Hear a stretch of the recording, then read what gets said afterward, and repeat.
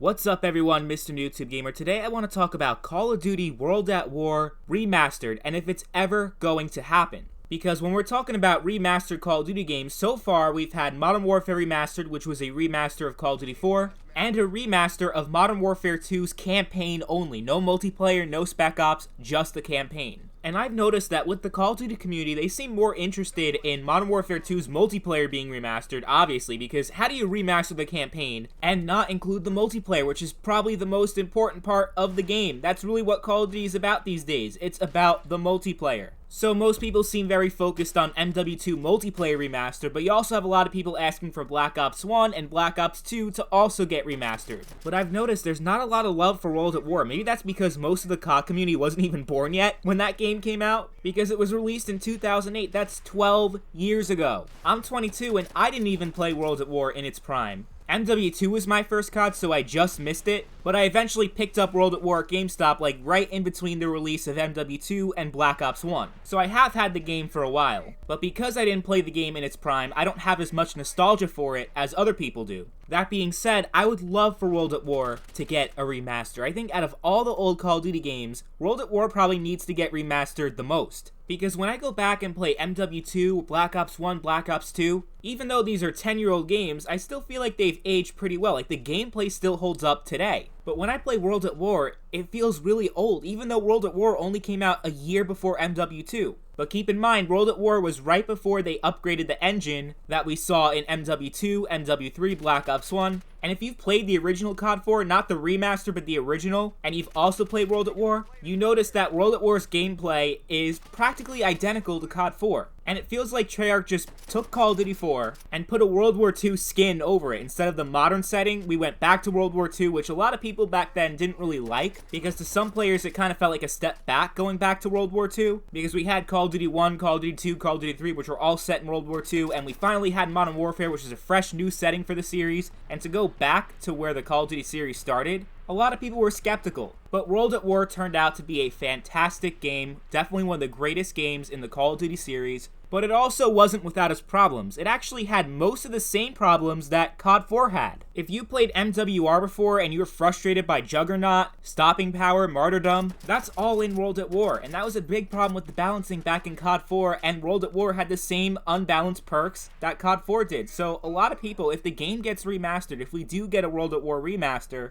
it may not go over too well with a lot of the Call of Duty community, because it essentially feels like Call of Duty 4, except it's in World War II, and I remember when they remastered Call of Duty 4, a lot of people were complaining, because even though Call of Duty 4 was a very important game and it revolutionized not only a Call of Duty series, but the entire FPS genre, it's also a really old game that doesn't hold up nearly as well today as it did when it first came out, and that's just natural for any game. Try playing GoldenEye on the N64 in 2020, it's not going to play very well. But back then, it was amazing. And keep in mind, the only reason why we got MWR in the first place was to sell copies of Infinite Warfare. MWR didn't even get a standalone release until 6 months into Infinite Warfare's lifecycle. And for the longest time, if you wanted to play Modern Warfare Remastered, you also had to have Infinite Warfare installed on your hard drive. If you deleted Infinite Warfare, you could not play MWR, which was bullshit. But that's the thing, for Activision, MWR was only meant to be a gateway into Infinite Warfare. They didn't want you spending too much time playing old Call of Duties, they wanted you to play the new game. And because MWR was more outdated in terms of gameplay and features compared to some of the other old Call of Duty games like MW2 and Black Ops, they were hoping that people would eventually get tired of MWR and move on to Infinite Warfare, but that didn't really happen. People just refused to play Infinite Warfare, and there's nothing that Activision could have done about that. But they were hoping, use MWR to entice people to buy the game, and then maybe they'll like Infinite Warfare. Because as great as COD 4 was, it doesn't hold up as great today as it did back then. You're limited in terms of your kill streak selection, you only have 3 kill streaks, and that can get really repetitive. You have less maps to play on, less weapons, less weapon customization,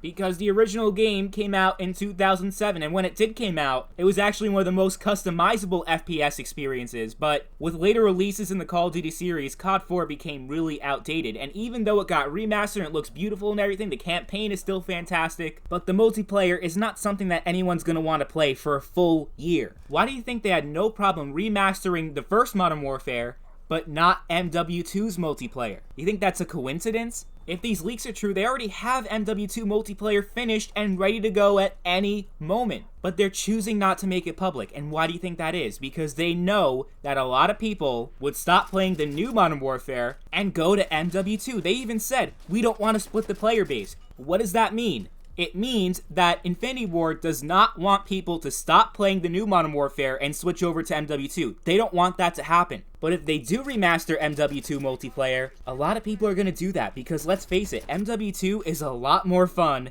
than Modern Warfare 2019. And I think the same thing can be said about Treyarch. They don't want people playing Black Ops 1 and Black Ops 2 because those games, like I said, they still hold up pretty good. Sure, you have a lot of bullshit like Second Chance, and in Black Ops 2, the Target Finder LMG and a whole bunch of bullshit, but those games are a lot more polished than games like COD 4 and World at War. Which makes me think that if Treyarch were to bundle a remastered Call of Duty along with their new Call of Duty game, it would not be Black Ops 1 or Black Ops 2, it might be World at War instead. Because it's a game that has a lot of nostalgia and would probably sell a lot of copies, but you wouldn't have a significant player base that would switch over to World at War and just not play the new Call of Duty. Because just like MWR, if they were to remaster another COD game, it would really be to serve as a promotional tool for the new COD. And they don't want to make a game like Black Ops 2 Remastered that could potentially take a lot of players away from the new Call of Duty. So I think World at War Remastered actually has a really good chance of happening. And honestly, I would love to see it. If not for anything else, the campaign is fantastic, and seeing that game remastered with 4K visuals on next gen can really make World at War's campaign even better, because it'll be even more authentic than it already was. And as far as multiplayer goes, I'm sure they're not going to make any balancing changes, because why make balancing changes to a 12-year-old game? I'm sure they're not going to do anything like that. They didn't do it with MWR, so why would they do that with World at War? It would probably be just the original World at War multiplayer experience, hopefully with the DLC maps, because I don't want them to pull the same bullshit they did with MWR, where they try to resell the DLC to you, because that's just some slimy shit. So if they do remaster the game, I just hope it's the same multiplayer, with improved weapon animations, the reload is better, the weapons look better, and the ADS is cleaner, etc., like things like that, that enhance the experience, but don't change the core experience that the original had. I'm sure they would change the score values from 10 to 100, which people didn't like in MWR, because people just love to complain, but I think that's a good change. And adding medals, like people were complaining about that, I think that's a good change. I don't think that messes with the experience all that much, and actually makes it feel a little bit more like a modern Call of Duty, without changing too much of what the original game was. I'm sure there'll be some type of microtransactions, maybe some supply drop weapons, which kind of rubs me the wrong way. But I still think it's worth it to get a remaster of World at War, just because, I mean, especially the movement. The movement feels really stiff in World at War compared to MW2 and the later Call of Duty games. So to see a better movement system, I don't want to see like a Modern Warfare movement system, meaning like Modern Warfare 2019. Because if this game does get remastered, I assume it would be on the Modern Warfare engine, so I hope that they don't make this movement system anything like the current Modern Warfare. So I would like to see certain improvements to the game over the original, because that's what a remaster is supposed to be, but nothing too crazy. I would even like to see them bring back other maps into World at War that weren't in the original, like bring Nuketown into World War II, why the hell not? Just reskin the Nuketown map with a World War II setting, and it works, because you could have it like as an atom bomb test site or something like that, and maybe add a couple other maps, like Grid from Black Ops 1, that would play really well in World at War. And I think that would actually be really cool to just give us a couple extra maps so that it has a little bit more variety, but they're probably not going to do that, because then you'd have a little bit too much fun and not play the new Call of Duty, and they don't want that to happen. And with the zombies, I'm not sure what the hell they're going to do with that. If they're going to let you do Pack-a-Punch and Gobblegum, because those are basic features in the modern zombies experience, but that did not exist in World at War, so I'm not sure how they'd remaster zombies. And I'm not really a zombies player, so I don't really care. But overall, I would love a World at War Remastered. I think it would be great, because the game is practically dead in 2020. So I would definitely love to see new life being brought back into this game, because it definitely needs it. But that's pretty much it. Be sure to leave your thoughts in the comments. Thank you all for watching, and I'll see you all later.